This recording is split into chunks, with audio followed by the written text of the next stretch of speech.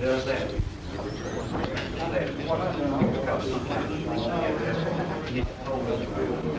Always first thing I do in the morning is get out and check my cows. You know, I live on a farm. And there's something satisfying about looking out in the morning and seeing those cows out there making money, right? And you have the farmers, you know that's a lie, don't you? Okay, let's get started this morning. I think we need to go back in time to last week and sort of refresh ourselves a little bit. A couple of major points that we worked on. First of all, we looked at what is a scorecard for managers. We looked at how we ought to be judging ourselves and determining how successful we are.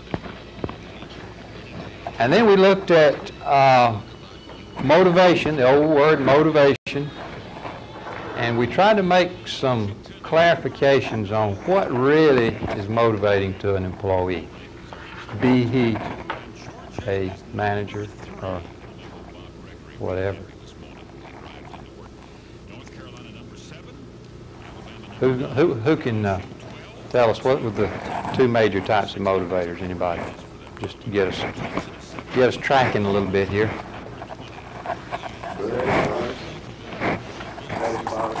Satisfiers, and of course the other were the actual motivators. Yeah. And we looked at comparisons between the two. Why both are very important, but they operate for different reasons. And then we looked at the first skill, or it's really not a skill more than a technique. Remember that? If you're going to deal with performance problems, the first thing you need to do is what? Analyze the performance. And those are the steps that we went through. What is that problem in a specific, measurable, behavioral way? Don't manage people, but manage people's behavior. It's a big difference.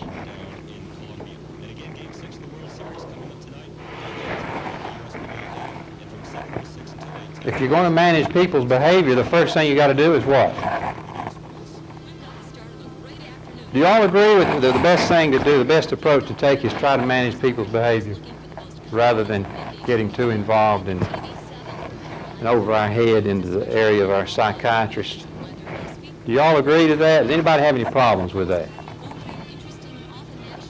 Just feel free and we can toss it around, but we're going on that approach, on that assumption rather, that we as managers will be better off managing behavior. So if we take that assumption, what's the next assumption that we must take? If we're going to manage people's behavior, what's the first thing we got to do? We've got to measure, identify and measure that behavior, don't we? So we need to analyze performance. What is that specific performance? Is it worth our time? Does that person know what he's supposed to do? Does he know how to do it? Has he been trained? Are there any obstacles preventing his performance that are out of his control? Are there any good things that happen to him when he doesn't do a good job? Are there any bad things that happen to him when he performs well? And can he actually do the job? Performance analysis.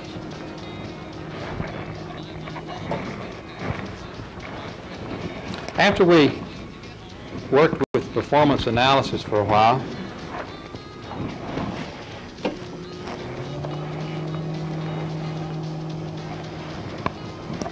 we then got into the accountability discussion. And you all have there listed, I believe, the 5 steps of the accountability discussion. What was the critical #1 step that usually takes at least half of the time? Get that person's, hey Mike, see you later. Get that person's agreement that there is a problem. If you can't do that, dismiss the meeting and try to think of something else to do. But you cannot deal with a person's performance problem unless they will first say, hey, yeah, I agree with you, we got a problem. What was the technique we used to accomplish the steps, the first 3 steps of the accountability discussion? What was the main technique we used? Remember it? Thought transference, yes. Which gets us off of the lecture stand and lets real two-way communication happen there.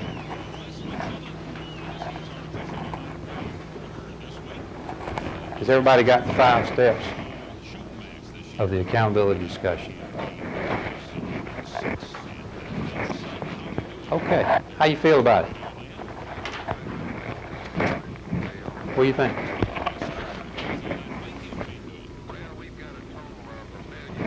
Do you feel like this is something that perhaps might make your job a little easier?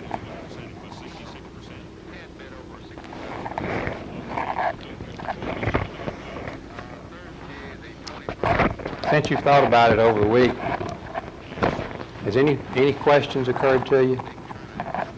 Any ideas, any suggestions at all? Feel free to interrupt me at any time, either. Yes, sir. You just said that you can't get a commitment from an employee that there is a problem to dismiss the meeting. Would you expand on that? Sure. Say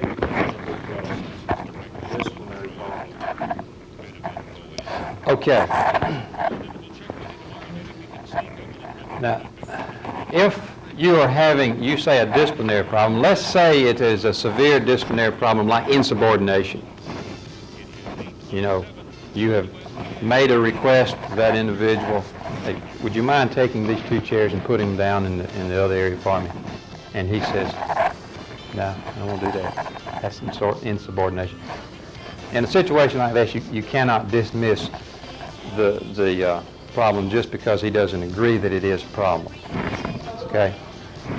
Now, however, in those situations where you have a performance problem of some type, and you have brought that individual in to coach him on that performance problem.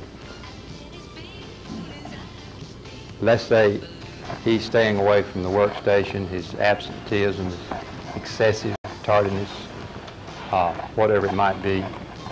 And you bring him in to discuss that, and your objective, first of all, is to get him to agree there's a problem, and you can't get him to agree, then you can make no further headway or progress in the accountability discussion.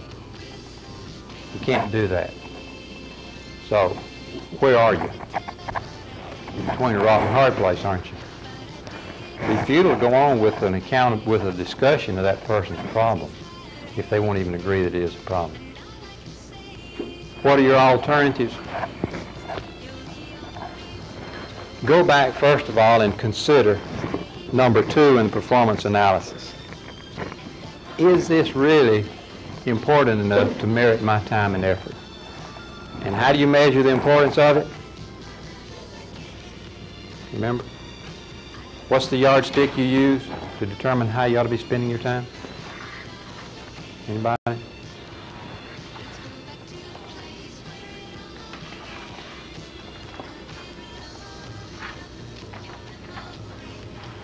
What is the yardstick? Anybody remember? Is it worth the time and effort? Okay, we're asking that question. And now how do we determine if it's worth our time and effort? What's the key question we ask to determine? Is this particular performance problem worth our time and effort to deal with? What's the question we ask?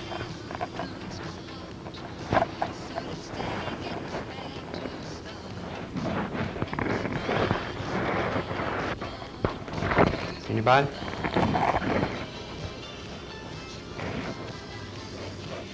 Tommy, I haven't forgotten you.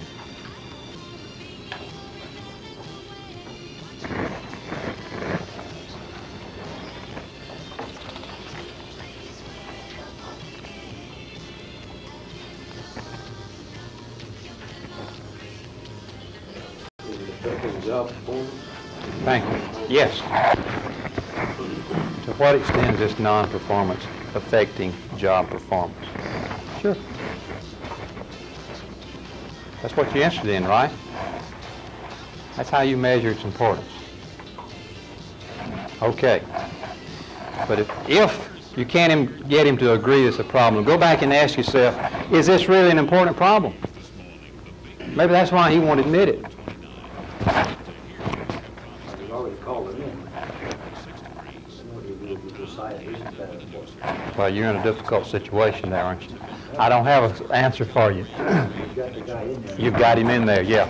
You're saying, let's say you've said, well, maybe this really isn't an important problem. But you've gone through all this process. He's sitting there and he won't agree it's a problem. I don't know. Discreetly get out of it some way. I don't know. I don't know. I don't know. Can't tell you.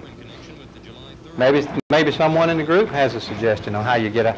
You've decided, you know, you shouldn't have jumped into this thing. It's really not affecting performance as much as enough to warrant this consideration. You could possibly tell him that you're going to analyze the performance in the future and see how this affects. Okay. I like that. Yeah. How does that sound? Sounds pretty sure. Tell him it looks like it's starting to be a problem, and you just want to tell him. Okay, yeah, so, well, all right. Just use a little imagination, a little discretion there. Yeah. Okay. And just dismiss it. Okay. But let's assume that you think it is a significant performance problem. You won't agree it's a problem. Go back and try to come up with some additional consequences to other people as a result of his non-performance. So you went through all of the consequences to other people, right? So you realize what this causes, the problem that causes Sally when you don't perform, when you're away from your workstation? Do you realize that it's causing a jam up down in packaging because you're not, and so forth? And each time he says, I don't see that as a problem. He's not accepting that thought. No, he's not accepting the talk. Don, I really don't think it's important. Where the problem is, where you decide where the problem is really bad, good, mediocre, what. If it's a problem, it's a problem. And you need to deal with it as quick as you can. That's my opinion. Well, I can't disagree with that in theory, but you know, as managers, you have to make decisions, maybe not as critical as let's say a fireman who gets 2 calls at the same time. One is a widowed little lady in a small shack and the house is on fire, and the other one is a barn burning. Which one of the 2 emergencies you're going to go to? What I'm saying is, as a manager, you only have limited time to apply to all the multitudes of problems and pressures and difficulties that you have. One of the key responsibilities of a manager is to determine how I can most effectively spend my time in increasing my people's performance. Now, if you have the luxury of all the time that you need, work down your problems, your performance problems in priority, starting with the most significant, and keep working down them. There's no problem that's so little that it shouldn't be solved if there's not something more important there pressing. You see what I mean? But make that practical decision. How should I be spending my time? Because if you're not careful, you'll spend your time doing what? You'll, well, okay, you will. You'll create problems by what? How will you create problems?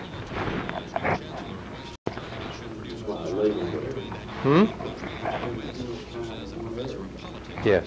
And what's that area you'll spend your time with most likely? The area in which you're most comfortable, that you enjoy the most, that you're the best at, where you get the best feedback from, and you'll spend your time doing those things you enjoy doing, rather than putting the yardstick to it, to what extent is this perfecting performance, rather than how well do I like handling this type of stuff, see? So, are we tracking? I still disagree. I think you got a problem. People, you've got a problem. And there's no way you can determine how big that problem is. It may be a small problem at that time, But if you let it go 2 months from now, it might be the biggest problem you got. It might be top priority. Well- The reason it's top priority is because you let it go.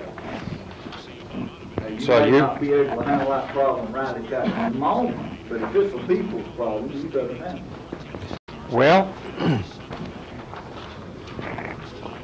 believe what Maybe. Jack's really trying to talk about is, the problem may seem small to us, but to that individual, it may be a big problem. So you need to handle all problems, no matter how small or great. Because to that person, it may be a big problem. so what you're saying is, At least listen to them. what you're saying is, I can't justify in pen and ink how this problem is affecting performance in a significant way. However, due to the fact that this individual thinks this is a very important problem, and due to the possibility that it could later evolve into something that's going to affect performance significantly, I'm going to deal with it now. Okay? Anybody see anything wrong with that? There's nothing wrong with that logic that I can think of. But again, you're still going to come right back to the same thing. You've always got to ask the question.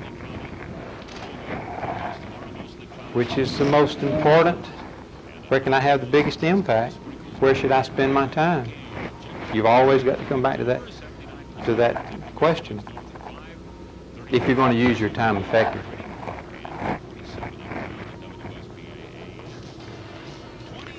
You know the difference between efficiency and effectiveness? Efficiency is doing things right.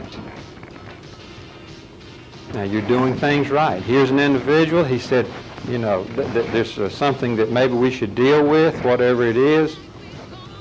So do things right. You know, you should handle your people and communicate with them.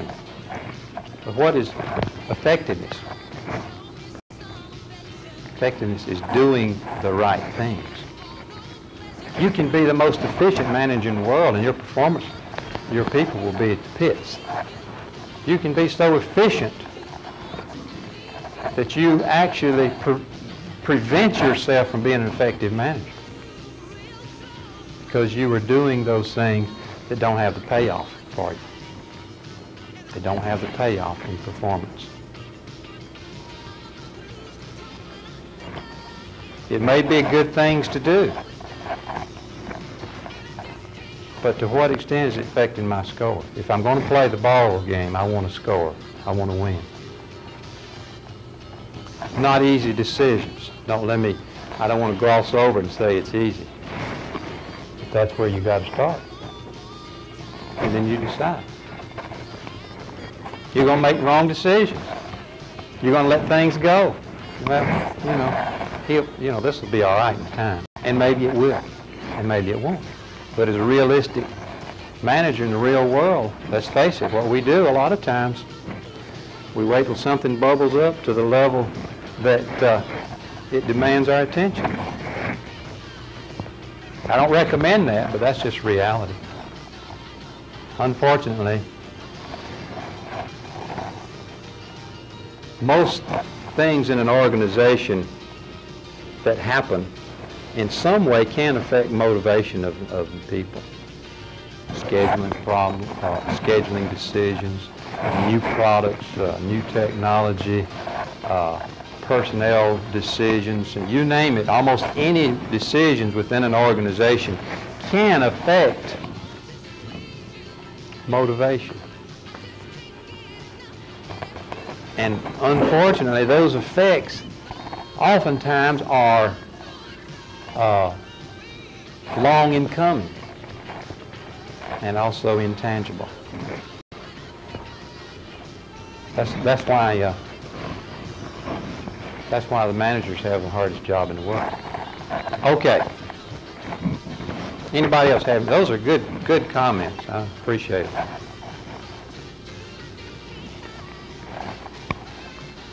Nothing is black and white. as we mentioned earlier. In fact, along that line, if you will, look in your workbook.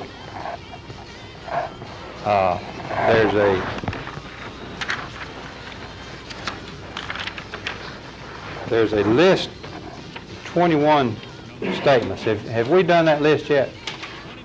It's 2 pages past the first blue section. There's just 21 statements there. You see that? It's not titled. In order to get us tracking this morning, let's get our minds working a little bit. And remember how we said last week that if we're going to be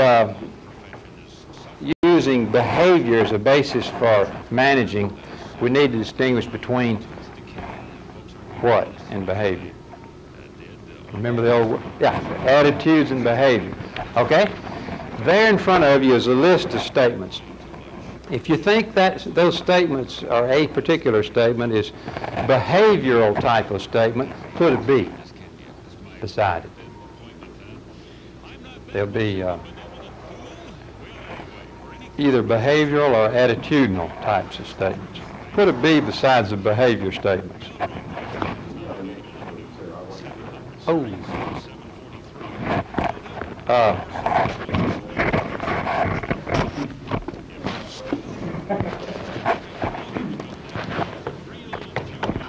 Let's see. This is my personal book. I'll give it to you and bring you another one to replace it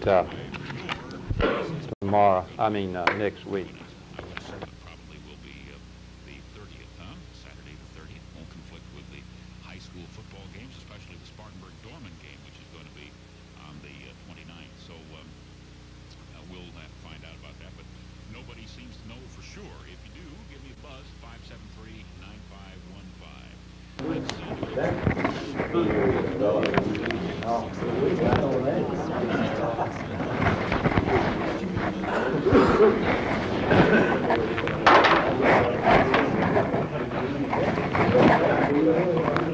Okay.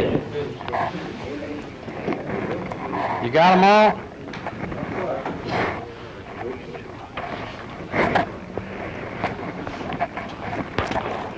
Give you another minute or so.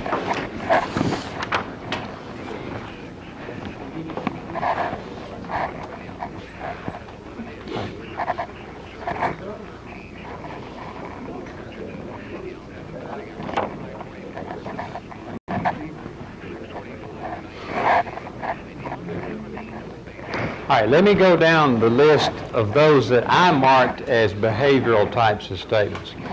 And I want to make 2 points, I guess, as we do this. First of all, to distinguish between behavioral and attitudinal types of statements. And also to make the point that it's not like this, unfortunately, behavioral over here and attitudinal over here, but it's rather a continuum. Behavioral type statements, and they can sort of merge and get very close to being attitudinal, non-measurable types of things, and vice versa. So we got some of them that are down in here. And I'll give you my opinion, and we can go from there. All right? The behavioral statements. Number 3. Number 8. 9. 10, 12, 15, 19, 20, and 21. How'd you do? Yeah. Disagree. Which one are you having problems with? Number 20. All right, let's look at number 20. He did not give me enough information to make a decision. Okay, in other words, your question is this: how much information is enough? Right, it's a good question, and that's something you as a manager who's measuring behavior want to answer. So, while that is, I think, a behavioral statement, because that is something that you could measure, it's not as specifically stated as some of the other statements in there, is it? So I guess it's maybe over this way a little bit because it's not. But I'm glad you picked up on that. What else? Who else has one that? Number one. My assistant makes too many emotional decisions. Okay. This one always comes up.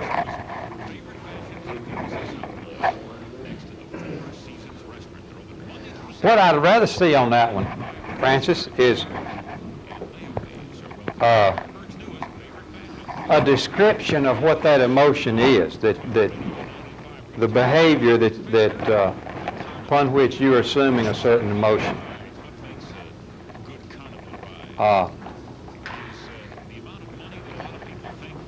My assistant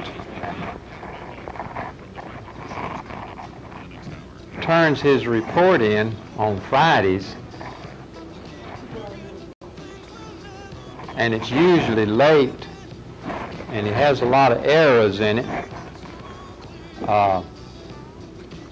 and is unable to accomplish his other responsibilities on Friday afternoon. What's the problem? He ought to be doing it Thursday. See, and he's getting all lathered up. Yeah, I don't know. That's another one that's right in here. Or maybe it is over here. I don't know. So you see how they sort of merge. What's a good behavioral statement in here? Look at number 3. My assistant's weekly report is a day and a half late. Is a day late half of the time? You can measure that, can't you? You know when it changes.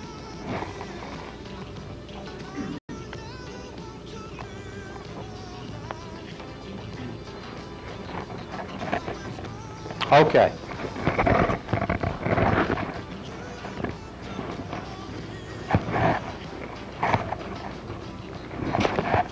I need. Yes, sir. Mid-level, wrong class. Yes, sir. This is error. I need 3 volunteers to. This is not potatoes now.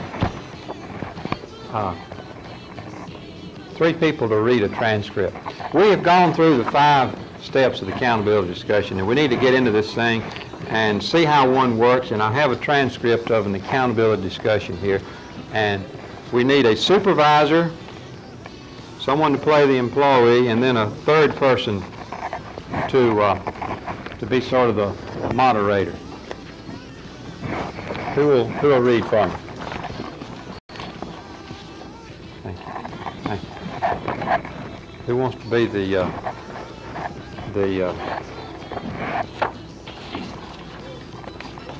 facilitator or whatever he is? This has a few little short lines in here to read. Pass that back to somebody.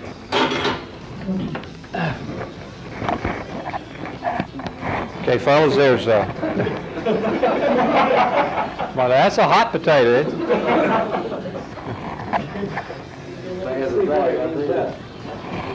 There's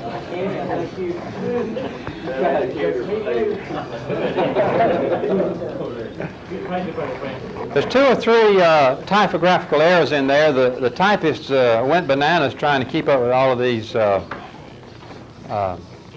lines. So look over. We'll point them out as we come to them. Josh, you want to be the Jim? Who wants to be the supervisor? Who wants to be Dan? You be the supervisor, Jim, and you can be Dan. Now, who's got the facilitator's role? Your first statement is not until you get to the second page. Anything in parentheses is for you. You see that? Okay.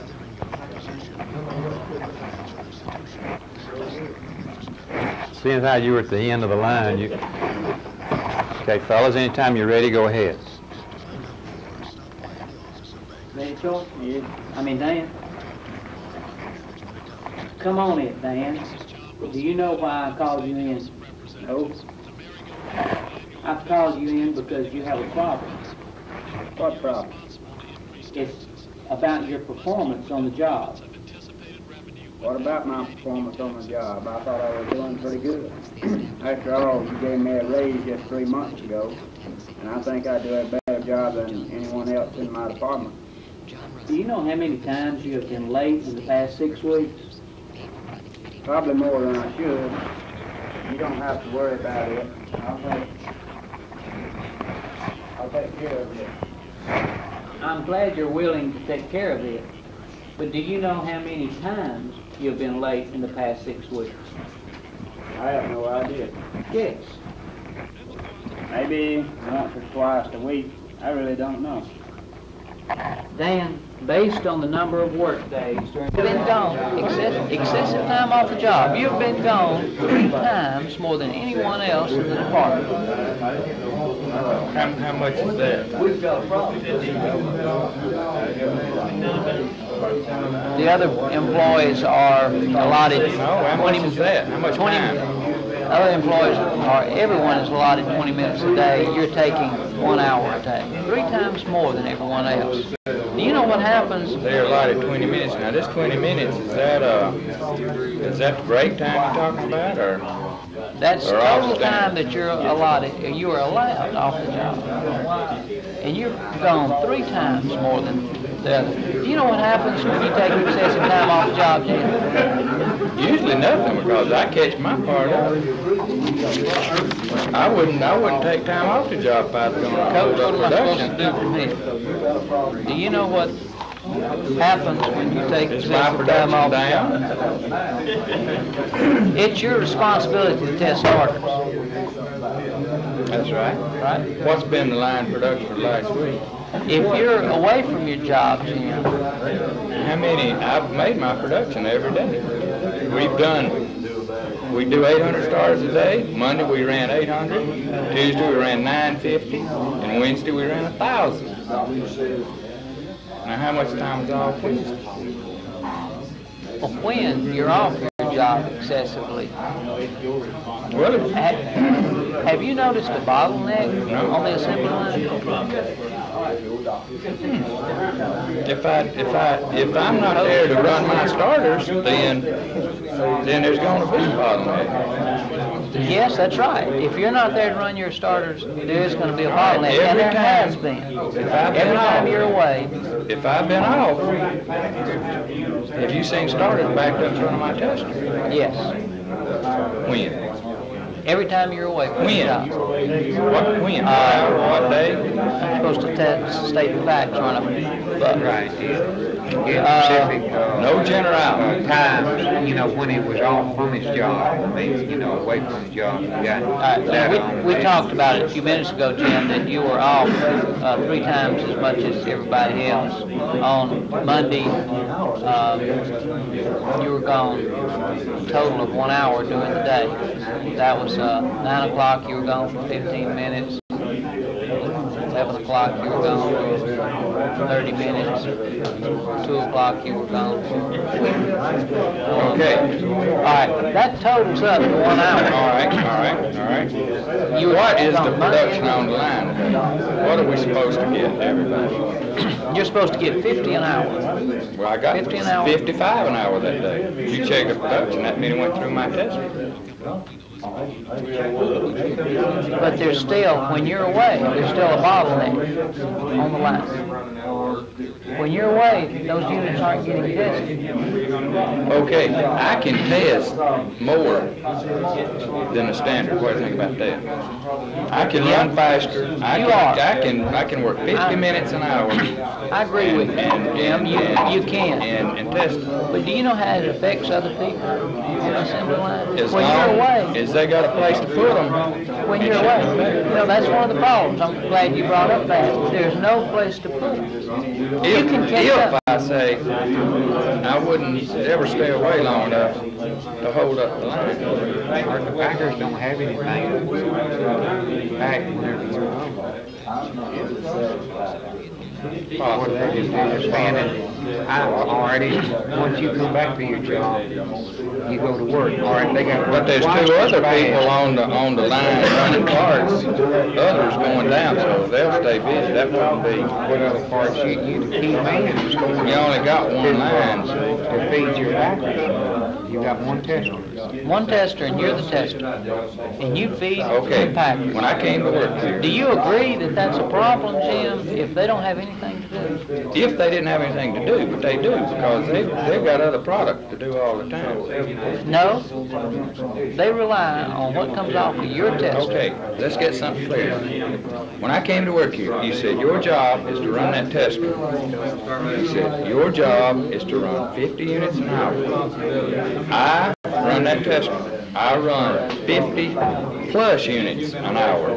Now you're here telling me you want me to run more than 50 units an hour? No, I I'm don't not get paid asking. incentive. I'm gonna measure day I'm not work. asking you to run any more than 50 units an hour. Okay, you want me But to stand there on my machine like this? I can do that rather than possibly going to the restroom. That's what you want me to do. Your You job- want me to stay on the job whether I work or not? Jim, isn't it true the assembly line behind you has to have some place to I put can their clean work? that line up in 50 minutes. I've only got 10 minutes left. I'm They gonna have stand to- it. the Would you? assembly line behind you have to have some place to put their work. Do you agree? Yes, and they have that, because I don't let it back up that far. I've got 10 foot of conveyor. I can store almost an hour, almost 50 parts after that last person. We just cut that conveyor off. It's not 5 foot. Okay, then I don't have. You don't have time. If you cut the conveyor off. Yeah, I've cut the conveyor off. We don't have. Okay,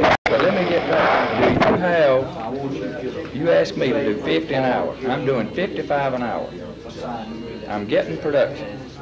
So, Yes. if I get my production, now you're telling me I cannot leave the machine. I have to stand there. You cannot leave the machine excessively, Jim, because it causes a problem. Is it a problem when the other employees do not have anything to do? Okay, Packers? but the rest of them, and I know you've heard this before, take their time off too. Bo next door, they fill in for him when he's gone. Now, am I the worst one of the crowd, or am I being singled out because you don't like me? Do you agree that bottlenecks are a problem? All right. Bottlenecks are a problem.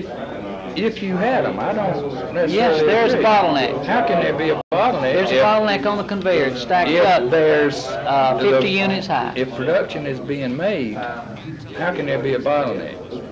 I mean, if we're getting our, let's see, we get 400, say 50 an hour, 8 hours, that's 400 a day. We're running 500, and you telling me there's a bottleneck? Okay, right There's a away. bottleneck because, you know, some employees You aren't want as 500 good or as you. 600? Those packers aren't as good as you. They can't pack as fast as you can test. So they have to do it at a steady pace. And when they don't have anything to do while you're off your job, then they get behind. Then when you try to catch up, they're not as good as you, Jim. They can't keep up with your fast pace. They've got to have it at a steady rate. You telling me to slow down? No, I'm not telling you to slow down. I'm Well, if telling I you to run- be if I steady, run that- 50 I can't every be steady hour. because I'll be waiting.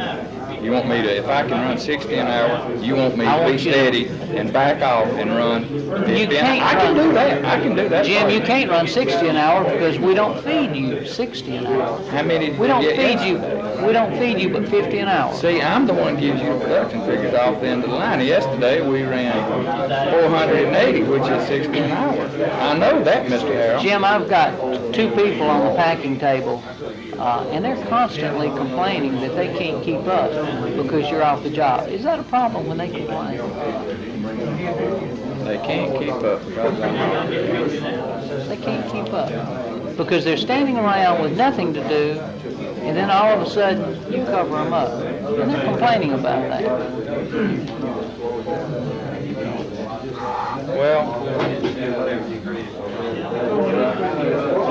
What do you Would do? you have me in here if I stood on the line and I did the same amount of work, only I didn't leave the machine? Would you complain? I can do that in a heartbeat. No. I can be right there. I would not complain, Jim. That's a good solution to the problem. Now, how can you accomplish that solution? There's no way I can, because in this situation, the parts come in But you spurts said the same if you're way. never away I from the guess. job, how do you think you could I just accomplish stand this? there. I'd You run can stand 50 there. and standing. All right, that's one solution. But I Is don't there like to do that. any other way that you think you could feed the people on the packing at a steady rate?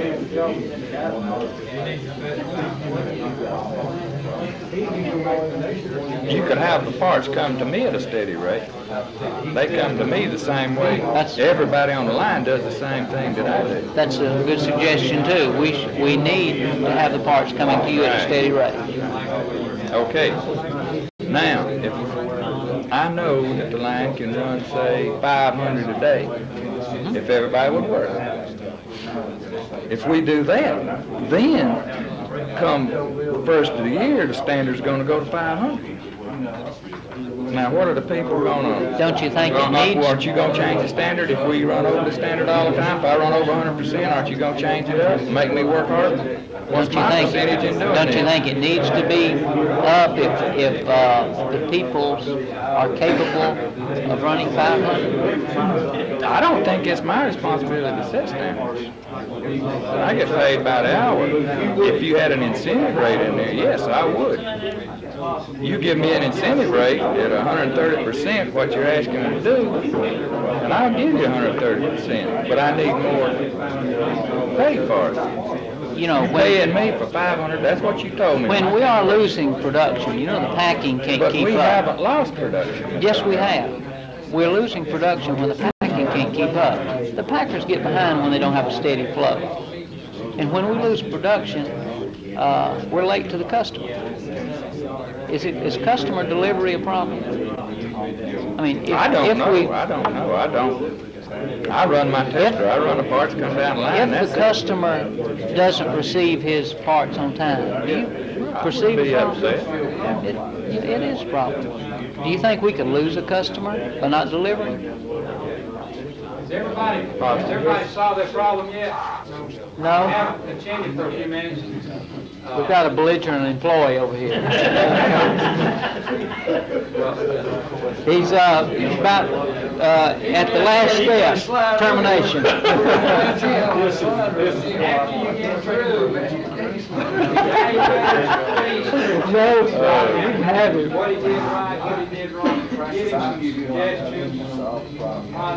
Okay. We are having customer complaints. That's even more serious than complaints from the packer, isn't it? That's true. When we have a customer complaining and he's threatening to find somebody else that can deliver, who's going to suffer if we lose customers? Well, I think that I'll stay on the job. How about that? Now, what do you want me to do? Let's start over. How do you think? And how many do you want me to run a day? The production is 50 an hour. That's right. I've been giving you that every day, day in and day out. We need I do it that. steady 50 an hour. One every minute and 15 seconds. Is that what it'd be? Minute 10 seconds. Yeah. One unit every minute and 15 seconds.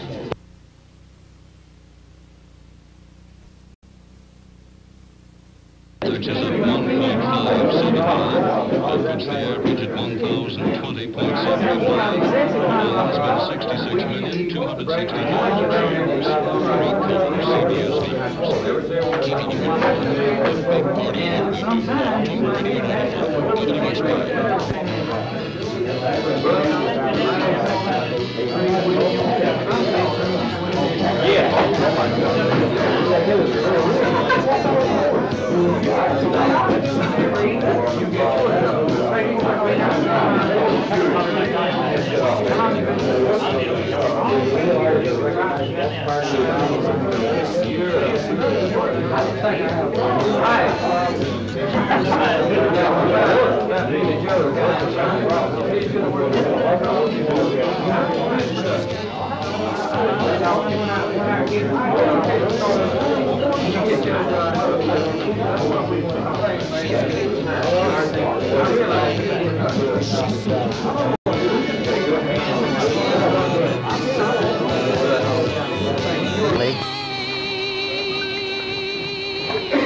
We need to do two things to conclude this portion, this particular skill. First of all, let me get your project that you worked on over the week. If you would, pass them up this way, and be sure your name is on there so I can identify it, and I'll look them over and make any sort of comments I can. Ideally, what we would do now would be I would sit down with each of you and go over this, and then you would go out, and then I would practice with you a role play over this specific problem that you're confronted with, and then you would go to your immediate supervisor and hash it out with him, and then you go out and perform your first accountability discussion next week. Unfortunately, I will not. We don't have the time for me to do it that way. It wasn't set up in that fashion, so I can't do it. So the critical point is you're going to be on your own to take the initiative to see that these skills are used to a large extent. However, we will have one more project for you, and I'm going to announce that to you now. By the way, how did you do on this? Did anybody that had a problem getting this done at all? If you do, you can talk with me about it. I'd like to hear what you ran into. It might help somebody else. We got a lot more to come in, fellas. What's hold up back there? Huh?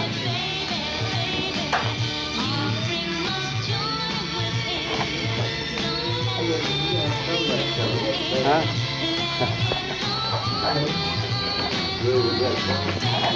Okay, let's find out what the problem is. I don't have but about half of them, I don't believe so. Somebody talk to me.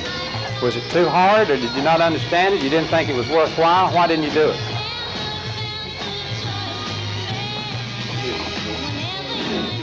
Pardon? Didn't understand it. Okay. Diana Ross and the Supremes. I hear a symphony. Yes.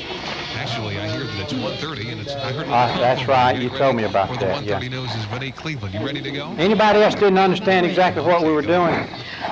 That didn't get yours completed? There's any way I can help you, I'll be glad to sit down and talk with you about it after we get through. Steve Lanford says 69-year-old Christina So just by all means, just come and say, hey, look, died of aspiration, let's sit down and hash this thing out. Death accidental. However, he says an investigation will continue. Let me tell you something, this is not something you do in a casual, sort of informal way. This is a specific technique. In fact, the question is awfully asked. Can I just sort of do the, I understand what you're saying, I think it's a good thing. Can we do this informally? The answer to that question is no, you cannot. This will not work unless it's done specifically, step by step, in an exact manner. You're just fooling yourself if you think it will. Oh, you might get a little side benefit, you know. But as far as actually solving most of your performance problems, and finally, a you got state to stick education with official says some of it. South Will Carolina's work. 92 school districts are making it clear they'd But like you to gotta consider use it. chopping a few days It'd be from a the school waste year of in order to time, comply your with time, state-mandated budget cuts. and my Henry time. Hollingsworth, Let's deputy come out state here and education learn all this and superintendent, then not says try to use it. 62 school districts have so far told So the state where to I cut ask their you budgets. to, if you haven't got So your you expect thing that done, we've had a couple maybe days go out ahead of and go one back group of people that will and give not it mind some at all second if they thought. can Now that you've had a that, second Bob? look at it, maybe do you feel a little bit more This comfortable with afternoon, it? a lovely day to be outside. Do you think you go back now and do a For the most part, performance broken up now, analysis? and, You we have understand what you're looking sunshine in the for? area. Be partly cloudy with the temperatures in the upper 60s for high today. Tonight, partly cloudy It won't with a happen low unless you in the do upper it. 40s. And tomorrow, mostly cloudy. And And I got a good number here. This is going to keep me busy. I'll go over through this. Thursday through Saturday. They say there was a chance of rain Saturday in the area. We will, I guess, All right. find out more as we get a little bit What I'd closer like to you the to time. do It is now next 61 degrees Tuesday uptown. At the jetport currently 58 degrees. You now have reached some familiarity with the accountability discussion. The uptown area. You have carried out, most of you have carried out a performance analysis on a specific problem in your organization. In your area.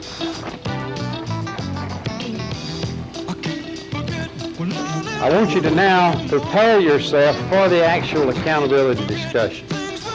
You can do so by using those guide sheets that the evaluators used.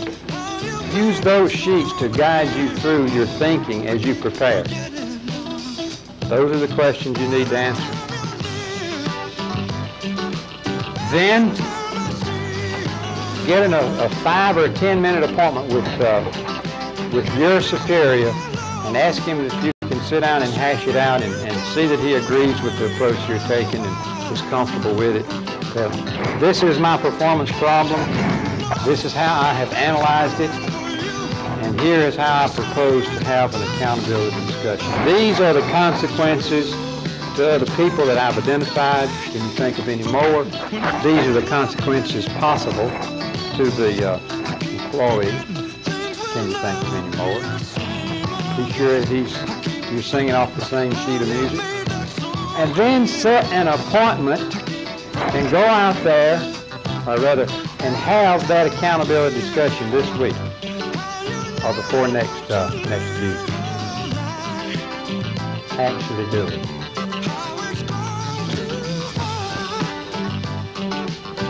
Otherwise, why bother, huh? If you're not going to do it. You're not going to actually use it. Try it. It'll work.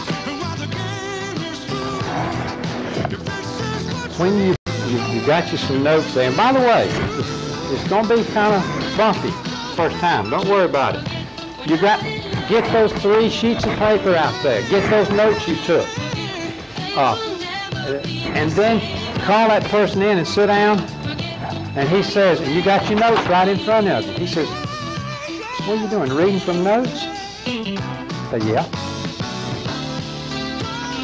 So this, first time I've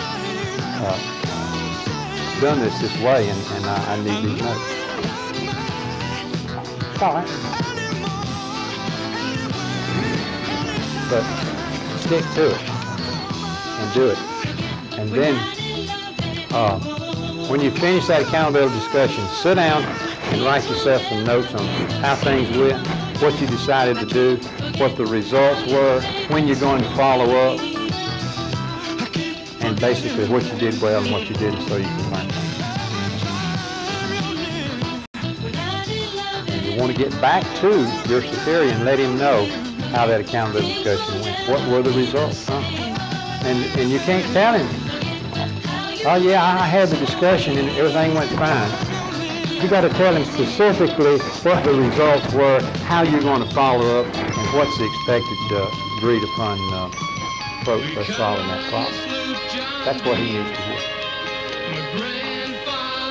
Anything else? You made it up.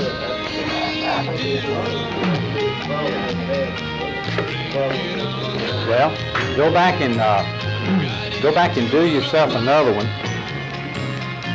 for your own use on a real problem. It was probably good that you did it that way. Got you some practice. You know how the form works. You know where you're headed. Go back and do another.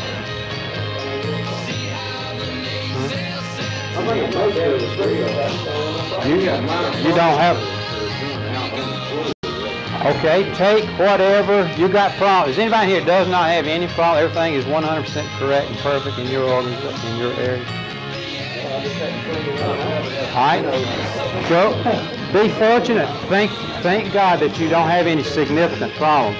Now, go down to the biggest performance problems you have, whatever it is, and deal with it.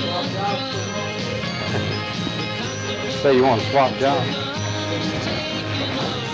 It doesn't have to be an earth-shaking problem, but come up with the biggest problem you have, no matter how little, and do it. Why not solve it? Why not solve it? You're the manager. Your job is to solve problems. That's it.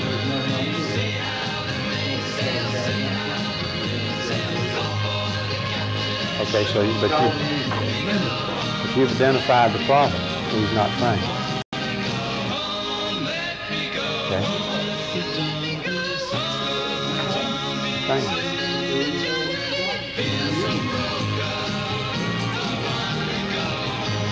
Yeah, well, if it's a training problem, then you don't need an accountant. What? Question. On what basis did you make the decision? How did you determine his accountable ability? What is it that he's doing that he's not doing right, that you want him to do? What is he doing wrong? Give me a specific thing. Okay, but don't give me, just tell me one thing that he's doing wrong. Is he turning this button the wrong way? Is he putting this in backwards? Or is he? Thomas & Sons Formal Wear's opened their new location across from Hy-Vee's at the Hillcrest Plaza. He's a tester of Thomas David Thomas using his 18 years of experience in the formal wear business to help you with whatever it is that you need in formal wear fashion for any occasion. Thomas & Sons has plenty of free parking too at their new store and a tremendous selection of formal wear in sizes ranging from boys 3 to men's 60 large, so they can fit the whole wedding party, for instance, or whatever you need. If you got a list of these specific things he needs to know. Ties and cummerbunds, and the new wingtip shirts with bands, with band ties, both for men and for women. So stop on by Thomas & Sons' new store. It's not in the Hillcrest Shopping Center. Don't be confused. It's across from the Hillcrest Plaza, and that's where you'll find it. My friends, I am Sally Peake, Democratic candidate for Spartanburg County Council. I thank you for your support in the primary and asking you for your continued support on November the 2nd. Our roads are my #1 priority. They must be improved. I know the difference that citizen participation can make in keeping our county government working better. Give me a chance to work with you and keeping our county moving ahead without increasing taxes. Vote Sally Peake for Spartanburg County Council on November the 2nd. You make yourself a list of what he's supposed to know. Paid for by Sally Peake. We've got the start of a great afternoon in store for you. Hi, I'm Robin Little. If you've got the midday blues, or if you're just looking for the most comprehensive midday show around, tune into TV 7. What I'm saying is you need to come up with a list of what he needs to know, and then you need to test him on it and identify these are the things he does not know that he should, and go back and retrain him in those So areas. join Rob Sawyer and me, Robin Little, for Carolina Noon every weekday at noon on TV 7. We've got some great moments in store for you. The World Series. The St. Louis Cardinals versus the Milwaukee Brewers. Once again, the American League National Champions. You're over my head. You can hear it all on WSPA AM. The Brewers took the title in the American League. The Cardinals are on top of the National League. And now the battle for the crown is underway. Be sure to hear it all. The World Series exclusively on Total Radio 95. WSPA AM. My point is this. The guy can't. I don't believe that. But my point is this. What you believe doesn't matter. What you can verify is what counts. Only way you verify it is determine specifically what he is to do and then verify that he did not do it. That's the way you verify it, see. And then you're in a position to A, give him the specific training he needs, or B, put him on another job or take the steps you got to take.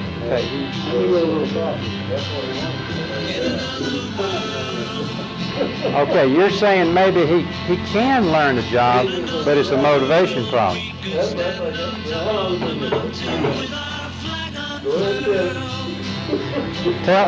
Huh? How long?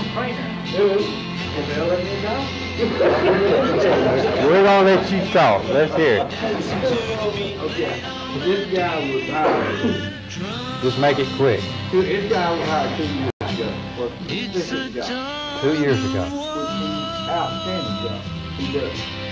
Runs 100% efficient. What's the job? Got a good attitude. What is the job? He puts groundwork like long men will have good people. Okay. I got a problem. I got 3 males working for me. This job requires me. The only male I got to make. Why does it require male? Why? Heavy lifting. Okay, go ahead. All I got. He knows that. We talked about it before we were pretty long. So he wants that other job. Okay, well, we just... No, he hasn't admitted it to me. He said, I'm gonna go up. What was good at you? Do the best I can. And he said, as far as me knowing anything about starting, I know. I should have lived on my own car. I thought it was good. Live on it. I know this stuff. And the guy's got bad judgment. He goes out now. He takes two of them. You've been begging out in house before he changed jobs. Yes, he has been responsible. What you gonna do? He got all crazy stuff. What are you gonna do? I'm gonna give him all the training and encouragement that I can use. What if he doesn't do the job? What are you gonna do then after you've done the training? When I go the whole way with him, he cannot function, operate that job effectively. He will be successful. Okay. All right. Why don't you, when you bring him in and talk with him, say, Bill, here's the situation. Here's the job we want you to do. And here's what's required in doing that job. And and this is what we're going to do to help you learn the job. Specifically, so long, so many hours, so many days. At the end of that time, we're going to find out how much of this job you know. Okay? If you know this amount, then the result of that will be you're going to go back for additional training for so long a period of time. And then at the end of that time, if you still are not performing in that job, I'm making this up, maybe you'll make it up differently, then you'll have one third opportunity to go back and learn the job. If you don't, we will assume at that point that this job is something you cannot do, and then here are the decisions that will be made at that time. And you lay it out. I'll make it up. Maybe it'll be different. You may say that at the end of that time, you will have a choice of leaving the organization or taking job B. Now, maybe job B is a job that he doesn't want to, and let's say you know that. Okay? Or maybe you might say at the end of that time, you will be terminated from the organization. Or whatever your decisions are, you lay them out, whatever they are, and say, and that's how we're going to proceed. And then start on it. But you're going to have to be careful that you document and you show specifically what he needs to do to learn.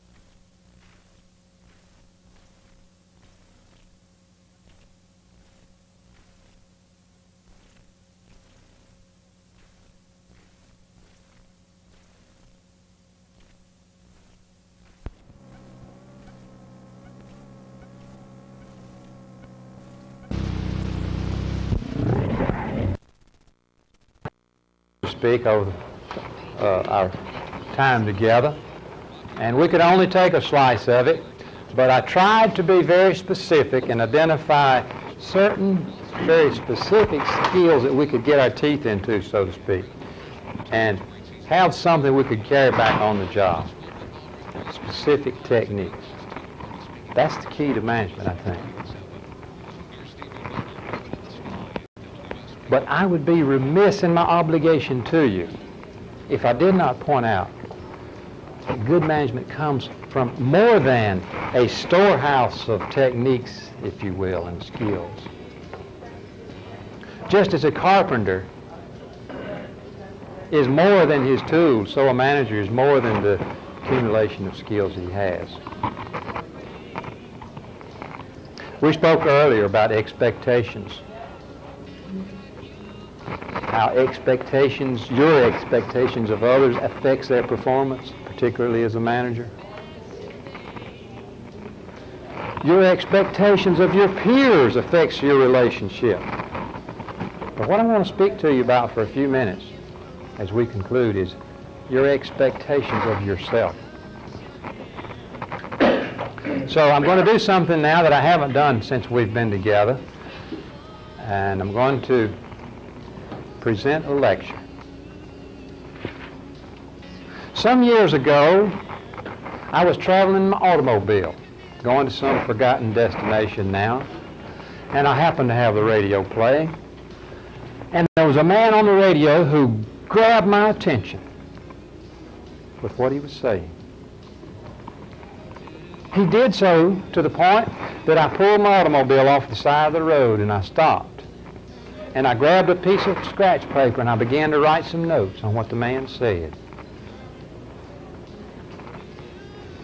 And since that day, years ago, that man's remarks over the radio have guided me through more problems and more difficulties than I could name. And rather than give you a personal testimonial today, I'm going to tell you what I learned from it. And the reason I'm going to tell you is because of what has happened to me when I've told others. I'll give you just one example. One day not too long ago, I was in a shopping mall in this area, and a young man came up to me. He says, "You're Mr. Rogers, aren't you?" I said, "Yes, I'm Don Rogers." He said, "You don't remember me?" But he said, "I was in a meeting once and you were there." And he said that time I was discouraged. I was very down upon the whole world. You see, the young man had lost an arm at the elbow in a machine in the factory where he's working. He'd just graduated from high school and had his first summer job. And looking forward to life, and lo and behold, he lost an arm. And when he was in this particular meeting, he just recovered and was ready to face the world again, and you can imagine how he felt. He said, "You said something to me that day," and he said, "It's been an important piece of fact that's helped me and guided me since." And he said, I saw you there, and I wanted to tell you how much I appreciate what you said that day." Well, you can imagine that gave me the chills. I mean, that's the type of thing that we love to see happen, and it was a good feeling. And others have come to me. So, I want to relate to you the same message that I heard on the radio. The title of this lecture is called "The Strangest Secret in the World." I'm going to tell you today how to become successful, how to be content, how to find happiness and wealth. You say, well, I don't know. I've been struggling a good long while. Here you come along, and in 20 minutes you're going to tell me how to do all these things? Yes, I'm going to tell you the strangest secret in the world.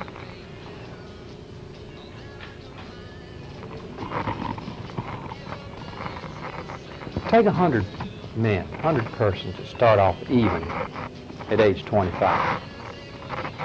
If you ask any one of them if he was looking forward to life, he would say yes, and he'd be enthusiastic. And there'd be a spring in his step as he considered the possibilities that lay ahead for him. Excited about the opportunity of life. Take that same 100 people at age 65. How many of them do you think made it? How many of them? Some experts have said only about 5% of the people in this country find financial and personal success. 5%. Now, we're going to define success later as we're using it here today. But for now, let's look at those 95 that didn't make it. What do you think happened to them? I suggest to you that perhaps they were looking in the wrong places. Looking in the wrong places for success. You know, I've known people that said, Oh, if I just had his job, man, I'd be on my way. They look for success around a particular job. Or working hard is the key to it. Listen, I've known many, many people in my day who have worked hard all their lives and never found success. Others have said, if I just had the right education, what I'd give if I just had the same education that he's got. Others have looked for happiness on the other side of the romance rainbow. Have an affair, get married. Still others look to booze and dope, and on we could go. But my point is this. Is it possible that some people look for success in the wrong places? There was a wise and a talented young man once. He asked himself a question. He wondered if there wasn't some key to success. Something that if he knew it and knew how to apply it, would largely guarantee his success in life. And he spent many, many years searching for just such a key. And he found it. But in his search, he discovered an interesting thing as well. One thing that he did, he went back and researched all the great thinkers and philosophers in the history of the world.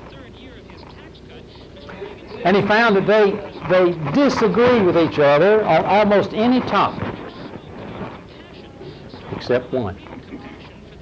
There was one topic upon which the great thinkers and philosophers of the world were in unanimous agreement.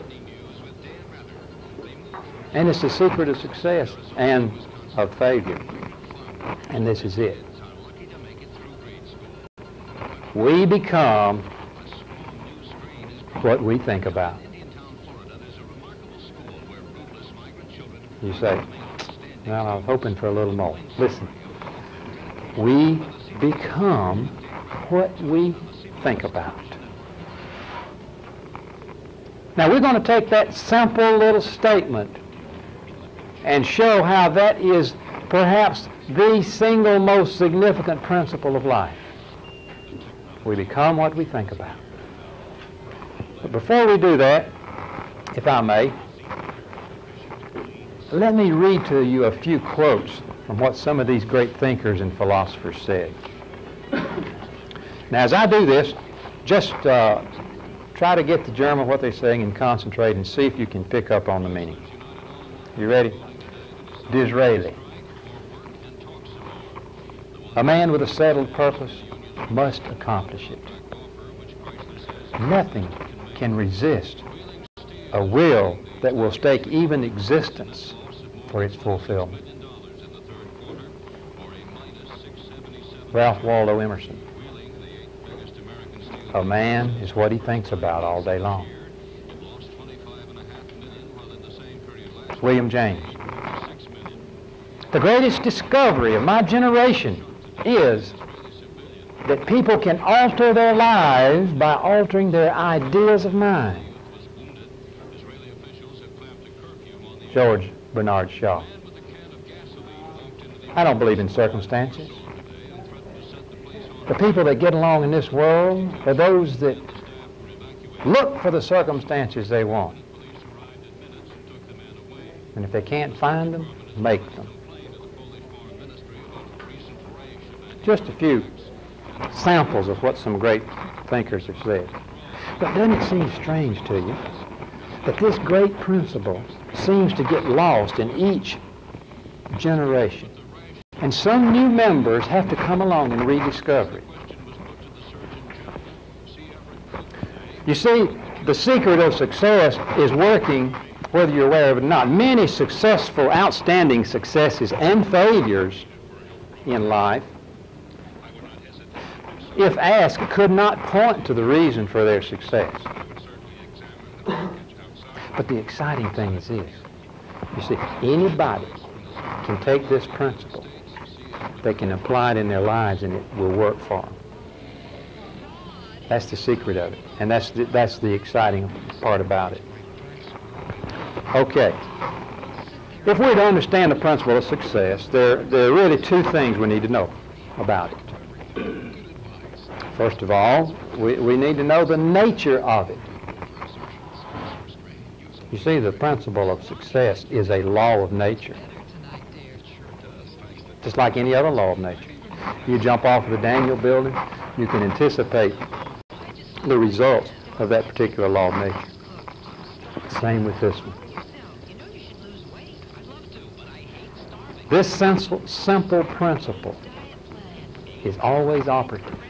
You can argue, you can dodge, and you can doubt, but it will always remain as firm as a hill. You can't get around it. You are what you think about. Another important fact to know about this principle is the tool that is required to use the principle. The tool that is required. And of course, what is that tool? Sure. Our minds.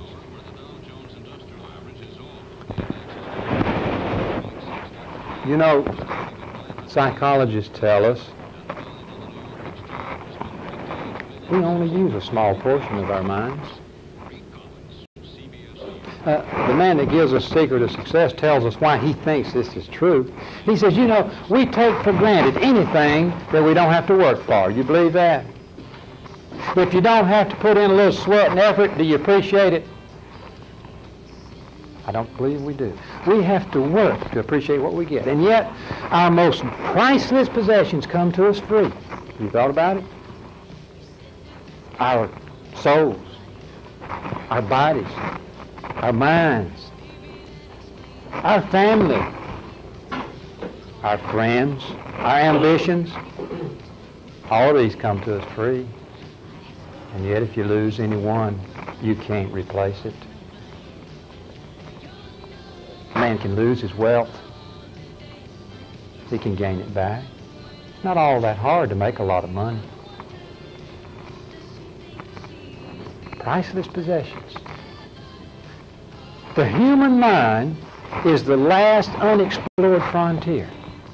We know very little about it, but we know this. We know that if a person thinks of himself as being unworthy, incapable, unsuccessful, they're going to become unworthy, incapable, unsuccessful. If a person thinks of themselves as a capable, worthwhile individual, that's what they'll become. If a person thinks of nothing, he'll become nothing. That's the way it works. Well, the mind is a fantastic instrument. Did you realize that in the Eastern countries, for centuries, there have been people that have had the uncanny ability to will their heart to stop beating and then to will it to begin to beat again? Incredible control using the power of the mind. There are people all around today in our modern world that can control through the will of their own mind the involuntary bodily functions. Did you realize that? There are many people that through using biofeedback can control their own brain waves. Fantastic. Dr. Ryan, Duke University, for years, has studied the unbelievable phenomena known as extrasensory perception. That ability to know something without using the normal senses of hearing, seeing, and so forth. It is possible, and it does occur, believe it or not. Dr. Ryan can take one of his talented subjects, place them in a room by themselves with nothing there but a microphone. Dr. Ryan and his associates in another room, sitting there with a deck of cards. Shuffle the cards, pull a card out on the table, the person in the other room, call it for? 6 of spades. 9 of diamonds. King of hearts. Incredible power of the human mind. Gentlemen, you have that power. We have it. They tell us we only use a small portion of our abilities. The human mind. Well, you say, well, what are we supposed to do then? We're just supposed to sit around and think positive thoughts? No. Although such is the power of the mind, even that would be tremendously helpful to anybody. No, I said I would define success for you. Let me do that now. Success is a progressive realization of a worthy goal. Listen to that again. Success is a progressive realization of a worthy goal. Success is a mother who wants to be a mother. She knows the type of child she wants to rear and is working towards that end. Success is a farmer who wants to be a farmer and knows the type of farmer he wants to become. That is success. Success is the President of the United States, because years ago he set that high office as his goal. Our success is Buddy. Buddy's over here in Greenville. Some of you may know him. Buddy shines shoes for a living. He always has. If you want an uplift, if you want to get a good feeling on a particular day about yourself, if you want to see someone who is successful, go pay Buddy $1.75 for a shoe shine. Buddy is successful. Buddy has a nice brick home over here in the foothills of Paris Mountain. He has a lovely wife, 2 children. He's got a couple of nice antique cars. That's his hobby, is antique cars. And when I talked with Buddy last, he was making plans to build his swimming pool. But Buddy comes to work early. And Buddy works hard, and he enjoys it, and he looks forward to it, and Buddy is the best. He's the best. And he knows it. And he's the equal of anybody that comes in there. And who comes in there? The most powerful, the most prestigious people in Greenville. Buddy used to work in New York. He used to know Frank Sinatra and all the named people up there and powerful people in the nation. Buddy's had an exciting life. He shines shoes for a living. Buddy has a worthwhile goal and he's working towards it. You can learn something from Buddy. Success is where you find people working towards a worthwhile goal.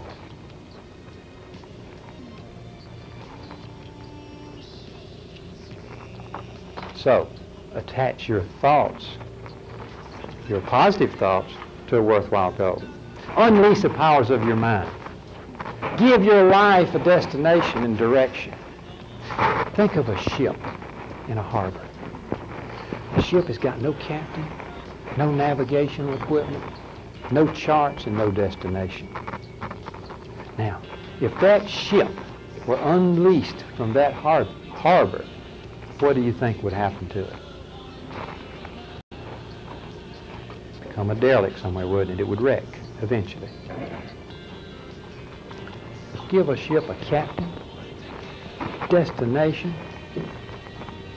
He can maneuver that ship from that harbor to any port in the world. You see, a person without a goal is like a ship without a captain. Drifting. Drifting. You know what they say causes most of the anxiety that we experience in life? You know what anxiety is? We've all felt it. It's that sort of knowing, unsettling feeling that you have deep inside of you. Something tearing at you. Anxiety. Something's bothering you, but you don't know quite what it is. See, that's the difference between anxiety and fear. If it's fear, you know the source of the fear. But anxiety, they say that most anxiety comes because people don't know where they're going and who they are. Lack of destination.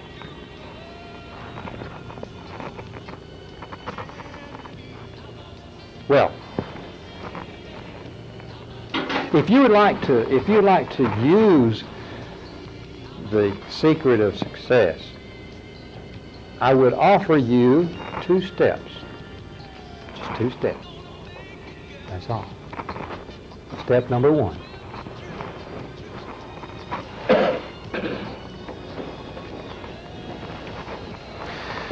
Go somewhere soon and get by yourself and think.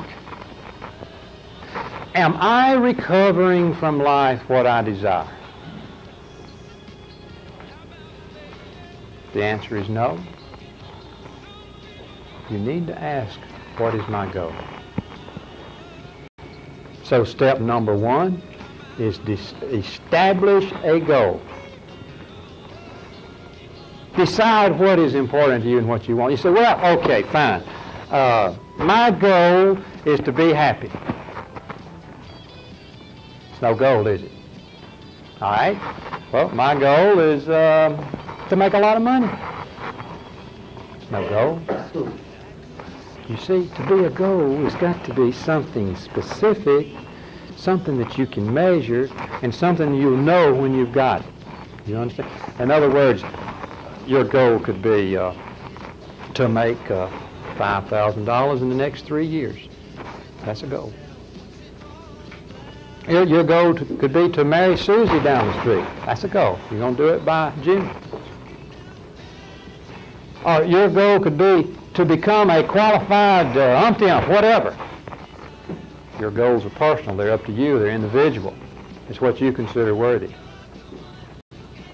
But determine in your own mind. You say, well, fine, okay. My goal, I've got my goal in mind, but you know, there's always a possibility, reality being what it is, that I might not be able to achieve that goal. I couldn't live with that failure, right? So what I'm going to do, I'm going to have 4 or 5 secondary goals, you know, just to sort of fall back on, you know. One goal. Oh, sure, you can have smaller goals that lead you to your one goal. Yeah, and you will, but just one goal. And make that a goal that brings together your life. It brings your work, your family, your friends, brings you and your talents together. One goal. You know, I learned a lesson years ago at Furman University from a dear old professor. She wouldn't appreciate me calling her old. She's still over there. She was smart. You know what she told me one day? She said, Don, she said, you're not going to make it. She said, you're just not going to ever amount to anything.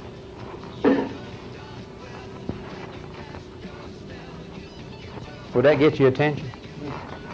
I said, well, why not? She said, you use the shotgun approach on life. I said, what do you mean, Dr. McCacken? She said, you don't have one goal. She said, you ought to have every base covered. See, if she gave me an assignment, wanted me to do a report, well, doing the report was not enough. I wanted to be sure I had all the other bases covered. I'd cover it from all angles, you see. I would scatter my efforts. She said, that's the shotgun approach. She said, what you going to do, Don? I said, well, I don't know. I thought I might want to go to Europe, and then when I get back, maybe I'm going to go over here. And I had all these plans, you know, each one pulling against the other. She said, Don, let me tell you. She said, there's not a successful person anywhere who doesn't have one goal that he or she worked towards. He said, all successful people, she said, work towards specific goals. I remembered that. It's not natural, and it wasn't for me. I wanted to use a shotgun approach, but every time I'd get off course and I'd run into problems and difficulties, I'd Say, Rogers, you're using a shotgun approach. Decide where you're going and head in that direction. Forget the rest. And then get me back on track. Yeah, one go. So, you're saying, well, I don't know. Listen, if you know yourself better than anybody else. And you're the best to determine what your goal is. But some people have a little problem with it, and if you have a problem determining what your goal is, there's plenty of help available. Plenty of good books on it, and a lot of people that can help you in setting goals. Step number 1 in the secret of success, set a goal. You say, well, oh, I don't know, I'm afraid I might set a goal that's too hard for me. No, not likely. You know, we all seem to have a sort of a governor inside of us, so we know ourselves better than anybody else. And it's not likely that we set an unrealistic goal. It's possible. Some people do that are somewhat immature. Young people do that. But for most of us, we know ourselves and we won't set an immature goal. For example, I would never set the goal to be a brain surgeon. I mean, I'm just not that talented, and I faint when I see blood, and I just couldn't be a brain surgeon. I know that I could. So I'd set a realistic goal. Step number 2. Step number 2.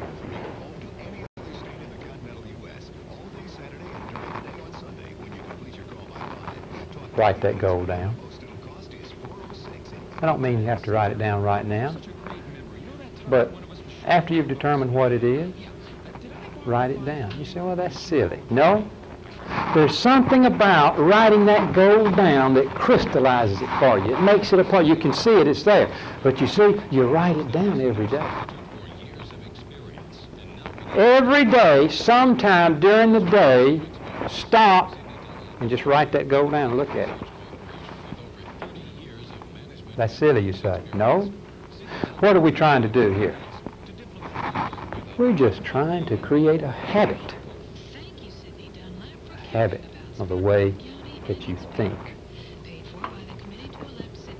Just like you create any other habit. You do it by willpower and determination. Albert Hubbard said, cultivate only the habits that you are willing should master you. So we're talking about creating a habit. Now that's hard to do, you know. We've all experienced it. Have any of you ever tried to stop smoking? It's hard to do. But there's something unique about it. It's something that anybody can do. I believe anybody that wants to, badly enough, can stop smoking. Now, I have seen 2 of my own uncles die from smoking, from emphysema, and I watched them gasping for breath long enough to beg for a cigarette days before they died. But I still believe anybody who wants to badly enough can stop a habit or start a habit, create one. What we're talking about is creating a habit of the way you think. You see, we all have been conditioned throughout our lives to think that we're inadequate in some way. Most of what our parents tells us gives us that message. They're saying basically you need to do better. You need to do more than, you need to be more than you are. You're not adequate where you are now. You need to be more. See? You're not doing this right. You're not doing that right. And we grow up feeling like, so for some reason, that we're less than we ought to be. Too often we do. So it's a habit of the way you think. Now, what you are right now, sitting in your chair in this room, is the result of every single thought you've ever had in your life. Thoughts that have gone into your mind have created the person that you are. Same with me. We are the results of all the thoughts we've ever had. You ever thought about that? Who determines the thoughts that go into your head? When we're young, our parents do, don't they? And then teachers become have an influence, and then peers, and the preacher, and others. And at one time, we become an adult eventually. And who has a primary responsibility then for determining the thoughts that go in our head? You see, you are in total control. You are in the driver's seat, and you determine what you think about. And that will determine what you are. So you're in control. I offer you then only 2 steps. Set a goal, write it down every day, and begin to guide your life by that goal. And let that goal generate energy for you. It'll work. You know, if it's to work for you, there's one important thing you'll have to do, though. We all have to do this, and that is we have to learn to control negative thoughts. Where do negative thoughts come from primarily? From our friends and our family, people that we think the most of and think the most of us. You ever decide you want to do something kind of different and unique and creative, and go home and tell the wife or tell the boss or your good friend, hey, man, that's not, you don't want to do that. Your good friends and your relatives will be, in one sense, your worst enemies as far as giving you negative thoughts that will kill your enthusiasm. Don't let that happen to you. You know what's the biggest destroyer of human health, physical and psychological, the biggest single destroyer of human health? No, it's not smoking. No, it's not alcohol. No, it's not drugs. It's worry. It's worry. Yeah. Worry is bred by fear, indecision, and doubt. That's where worry comes from.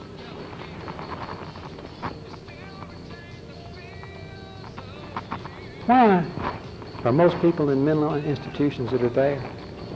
You know what the experts tell us? The reason they're there? They don't like who they are. They want to be somebody else. They have no self-esteem. That's why they're there. Worry. No self-esteem. Do you know how to get rid of worry and like yourself? I'll tell you. Get up and take action. Action is the best destroyer of worry in the world. Get up and take action. That's how you handle worry. Well, I'll guarantee you one thing. If you'll take these 2 steps and apply them, you'll fail. Oh, sure. Listen. See if you can recognize this man. He failed in business in 31. He was defeated for the legislature in 32. Failed again in business in 34. His girlfriend died in 35. He suffered a nervous breakdown in 36. In 38, he was defeated for an election. In 43, he was defeated for Congress. He was again defeated for Congress in 46 and in 48. He was defeated for Senate in 55. Defeated for vice presidency in 56. Defeated for Senate again in 58.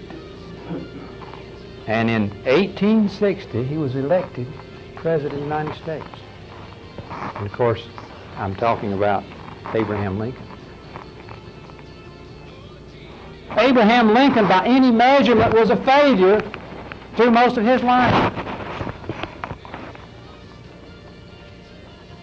All successful people are failures.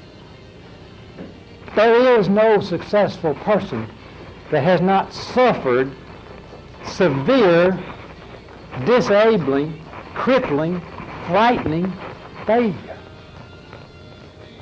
None. Because you see, if you haven't failed, you haven't tested yourself, and therefore you haven't accomplished much. All successful people are failures. So forget about that fear of failure, because I'll guarantee you'll fail. If you're successful, you will.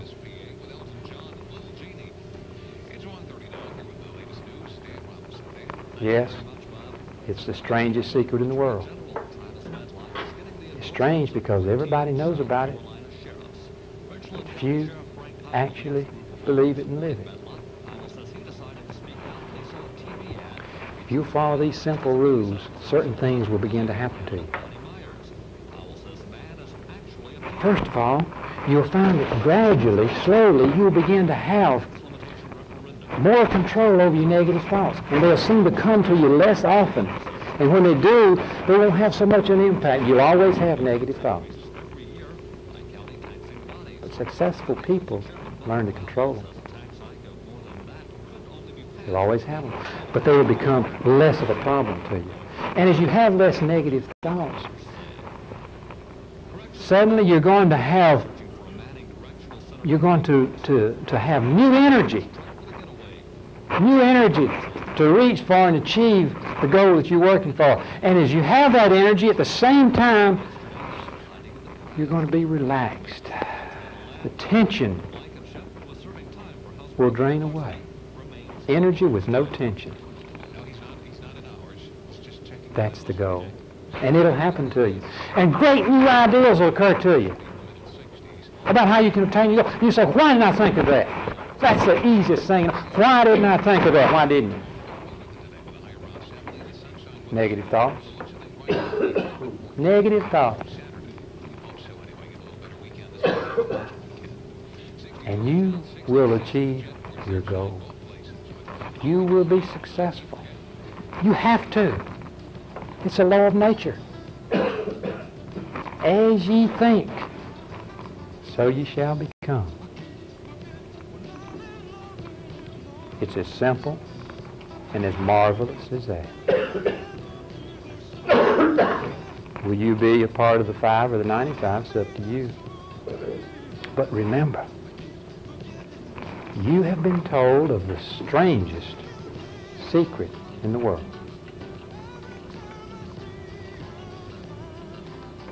Thank you for your attention.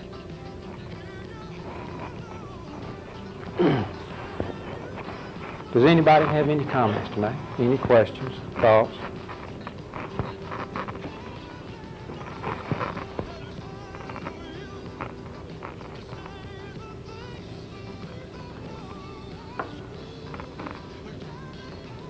Gentlemen, that concludes what I have to present to you. However, there's a couple of other things we need to take care of. We haven't been able to do all that we wanted to do because of the problem with the clock. Those hands keep turning. And I'm sorry we didn't. With the large group that we're working with, we couldn't get enough involvement that we would like to. But we accomplished as much as we could, I think, in the time allotted. If you'll turn to the back of that book now, in that back jacket, there's a couple of pieces of paper I'd like for you to pull out and use. Those are evaluations. Anytime that we present a program, we like to get the participants' evaluations, and believe it or not, these will be read. These will be read by people at ARA, and so fill them out quite honestly, and please make any comments. There's places there for comments. You might want to fill out the white one first. If you will, let's everybody fill out the white one, and then I'll make a comment about that blue one. Feel free, though, to write any comments whatsoever. They'll help us.